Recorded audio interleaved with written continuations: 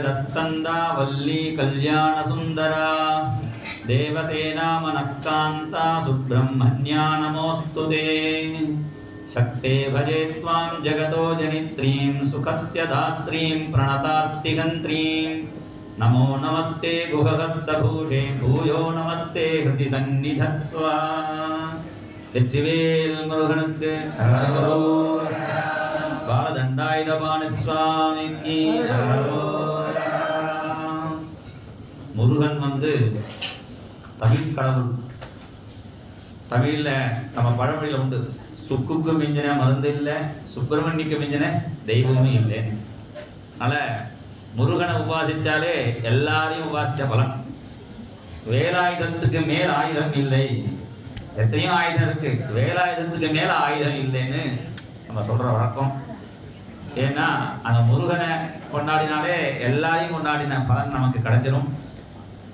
இச்சா சக்தி, கிரியாசக்தி, ஞான சக்தி, நமக்கு 3 வேணும். முதல்ல இச்சா சக்தி.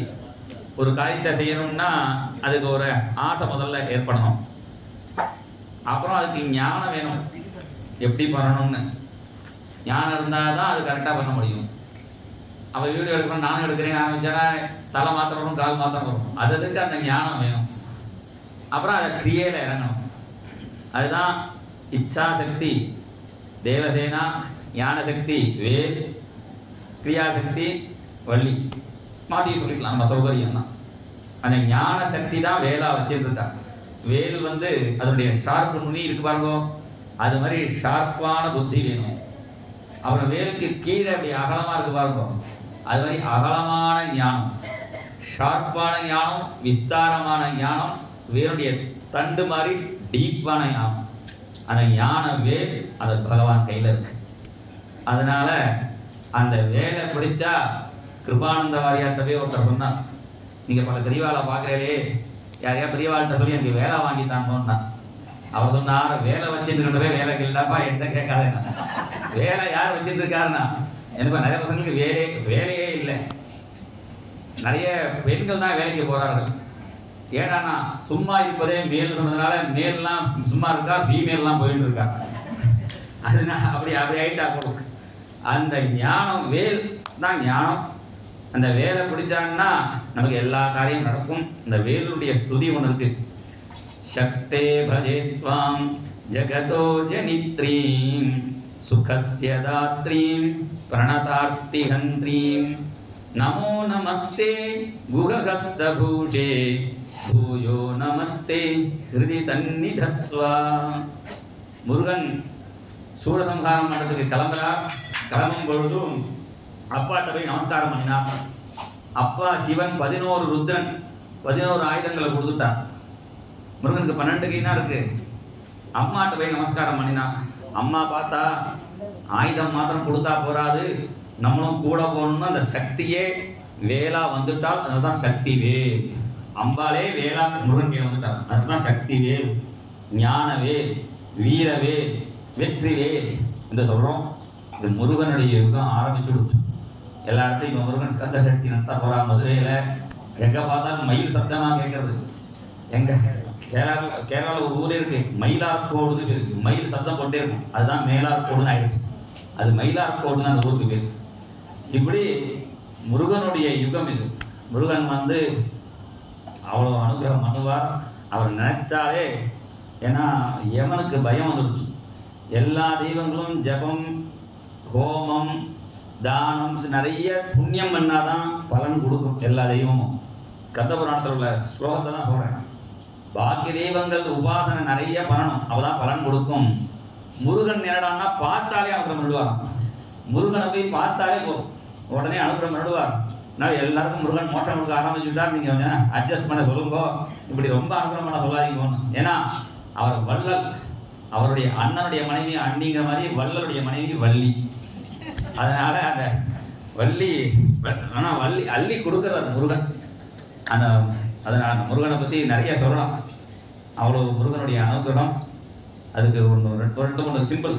சிக்கல்னு ஒரு ஊர் இருக்கு. அந்த சிக்கல் சிங்காரவேலன் பிரத்யட்சம் இன்னைக்கு பார்க்கலாம்.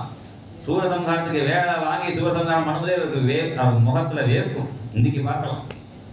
அந்த சிக்கல்ல அந்த சுவாமியை வடிச்ச அந்த சிற்பியை பார்த்தவொடனே அந்த ராஜா என்ன பண்ணிட்டா, அவனுடைய ஒரு கையை எடுத்துட்டான். இருந்தாலும் அவன் பண்ணினான், விரலை வெட்டினவனே பண்ணினான். அது அந்த சுவாமிக்கு 8 கோடி சுவாமி, 8 கோடி வேகம். அப்ப என்ன பண்ணான், கையை எடுத்தவன் கண்ணையும் எடுத்துட்டான். இப்ப என்ன பண்றேன், கண்ணையும் இல்லாம அதே மாதிரியே முருகிக்க தான் பண்ணினான். என் கண்ணை கொடுத்ததுனால என் கண், அந்த சுவாமிக்கு எண்கண் சுவாமின்னு எல்லாம் அங்க தஞ்சாவூர் டிஸ்ட்ரிக்ட்ல இருக்கு. அந்த சுவாமியெல்லாம் நமக்கு பார்த்தா ரொம்ப விசேஷம். இன்னைக்கும் பிரத்யட்சமாக மலை மேல அவர் இருக்கார். குன்று இருக்கும் இடமெல்லாம் குமரன் இருக்கும் இடம் என்று சொல்லுவார்கள். அந்த திருப்பதியிலேயே முருகன் பூஜை பண்ணினார் பெருமாளன், அந்த ஸ்கந்த புராணத்தில் இருக்கு. அந்த குமாரதாரான்னு முருகனே வேளால ஒரு தாரியை உண்டு பண்ணி பூஜை பண்றார். முருகனே சேங்கனூர்னு ஒரு சேங்கலூர்னு பேர், சேயினா முருகன் குமரன். அந்த சேயிங்கிற முருகன் தன்னுடைய வேளால காவேரியிலேருந்து ஒரு தாரியை பிரித்து எடுத்தார். அதான் மண்ணி யாருங்கிறது. அங்க முருகன் வந்து அந்த சூரபத்மன் தாரகாசனவதம் என்ன, அவருக்கு தோஷம் கிடையாது. யாருக்கா ஏதாவது பிராபலம் இருந்தா சிவபக்தனை பத்மன பாவத்துக்காக அங்க பூஜை பண்றார். முருகனே பாக்கி தெய்வங்கள்லாம் ராமர் ராவணனை வதம் பண்ணினார், கிருஷ்ணன் கம்சனை வதம் பண்ணினார். முருகன் என்ன பண்ணினார்னா தனக்கு மேல வச்சுட்டார், தன்னை எதிர்த்தவனையும் மேல வச்சிருந்தார். கீழே மயிலாகவும் மேல கொடியாகவும் வச்சிருந்து தன்னை எதிர்த்து யுத்தம் பண்ணனையும் சம்ஹாரம் பண்ணாம தன்னோட சேர்த்துண்ட அவதாரம் சுப்பிரமணியனுடைய அவதாரம். அவர் நினைச்சாலே நமக்கு எல்லா க்ஷேமங்களும் ஏற்படும். இன்னைக்கு வைகாசி விசாகம், அவர் பிறந்த நாள் இன்னைக்கு தான். அவருக்கு விசாக ஜென்மனேன்னு பேரு. இன்னைக்கு அவர் பிறந்த நாள். ஏன் சஷ்டிக்கு ரொம்ப கொண்டாடுவோம்னா அது அம்மாவுக்கு உள்ள, அவரோட அம்மாட்ட உள்ள அன்பு. நீங்க என்ன அனுகிரகம் மணிநேரை பால் கொடுத்து, அதனால சஷ்டி அன்னைக்கு உங்களை பூஜை பண்றவாளுக்கு நான் ஜாஸ்தி அனுகிரகம் பண்றேன்னு சொல்லியிருக்கேன். அதனால இன்னைக்கு தான் அவருக்கு பிறந்த நாள். இன்னைக்கு தான் நமக்கு கரெக்டா அவருடைய பிறந்த நாளை கொண்டாடுறோம். அந்த 6 நாள் வந்து சூரசம்ஹாரத்துக்காக அவரவர் தான் பண்ணின நாள். எதாம் தேஸ்தரங்காலயம் யாந்தி துங்கா, திருச்செந்தூர்ல போனா பார்க்கலாம். அந்த அலைகள் வந்து அடிச்சு திரும்பி போகும். ஏன் போகும்னா இது மாதிரிதான் என்ன என் கிட்ட வந்தா அவனுடைய ஆபத்துலாம் தூர போயிடும், அலைகள் திரும்பி போற மாதிரி. எல்லா இடத்துலயும் சுனாமி வரும்பொழுது ஊர் முழுகிடுத்து. இங்க என்னன்னா 1 கிலோமீட்டர் பின்னாடி போயிடுத்து சுனாமியில. திருச்செந்தூர்ல நடந்த இது சுனாமி டயத்துல திருச்செந்தூர் முருகன் கிட்ட வராம சுனாமி 1 மைல் பின்னாடி போயிடுச்சு. அவ்வளவு சக்தி உடையவர். எனக்கு தெரிஞ்ச ஒரு பக்தர் நடக்கவே முடியாம இருந்தா, அவருக்கு ஏதோ தோணுது திருச்செந்தூர் முருகனை பார்த்தா போறோம்னு. உடனே டாக்டர்லாம் சொன்னா 20 கிலோமீட்டர் ஸ்பீட்ல வேணா கார்ல போகலான்னா. பரவாயில்லன்னு கோயம்புத்தூர்லேருந்து போனார். அங்க போய் 2 பேர் கூட பிடிச்சின்னு சமுத்திரத்தில் அப்படி முழுக போனார். அடித்து ஒரு பெரிய அலை. சரி தரிசனம் எல்லாம் நினைச்சிட்டோம், இங்கே பகவான் அடிச்சுட்டு வரக்கூடாதுன்னு நினைச்சிட்டார். அந்த அலை அடிச்ச அடியில நடக்க முடியாம பட்டு இருந்தவர்கள் எழுந்து அவர் கூட பிடிச்சவா சமுத்திரத்தில் போயிட்டா. இவர் தெம்பா நின்று தானாவே நடந்து கோவிலுக்கு வந்துட்டார். கோவிலுக்கு வந்தது ஆச்சரியம் இல்லை. வந்தவொடனே ஒருத்தர் தரிசனம் பண்ணி வச்சார். கூட்டத்தில் பிரசாதம் கொடுத்தார். பிரசாதம் கொடுத்தவருக்கு பைசா கொடுக்கலாமே தரிசனம் கொடுத்தா ஆடலாம். அப்படி முருகனே வந்து அவர் ஒரு அல ரூபத்துல நடக்க படுத்துட்டு இருந்தவரை அமெரிக்கா நாட்டெல்லாம் கைவிட்ட கேஸ். அது கைவிட்ட அவ பந்துக்கெல்லாம் டாக்டர்கள் கைவிட்டவால கை கொடுத்து காப்பாற்றினார் முருகன். அது அவருடைய அனுபவம். என்னோட அனுபவத்தையும் சொல்றேன். எங்க அப்பா சுவாமி மலையில மடப்படியில கைங்கறி மணிட்டு இருந்தான். ரொம்ப ஏழ்மை, தசை சம்பளம்லாம் ஒன்றும் கிடைக்காது. இப்பயே சம்பளம் கொடுக்க மாட்டேங்கிறா. அப்புறம் அந்த அரங்கத்துல எப்படி இருக்கும், மோசமா இருக்கும். அவ கோவிலில் இருக்கிறவங்க ஒன்றும் கிடையாது. எங்களுக்கு என்ன சாப்பாடுக்கு என்ன வழினா, வசிச்சா முருகனுக்கு அபிஷேகம் பண்ணின பாலை குடிப்போம். அந்த பாலை குடிச்சு முருகனுடைய பால் தயிர் அந்த பிரசாதத்தை சாப்பிட்டோம். எங்க வாத்தியார் சொல்லுவார், நான் தூங்கிட்டே இருப்பேன், படிக்க மாட்டேன். நீ தூங்கினாலும் உனக்கு ஏன் வருதுன்னா உன் முருகன் பாலை குடிச்சிருக்கேன். அந்த முருகனுடைய அனுகிரகம் நம்ம இன்னைக்கு சௌக்கியமா இருக்கணும். அந்த முருகனுடைய அனுகிரகம் எல்லாருக்கும் கிடைக்கணும்னு பிரார்த்தனை பண்ணுவோம். வெற்றிவேல் முருகனுக்கு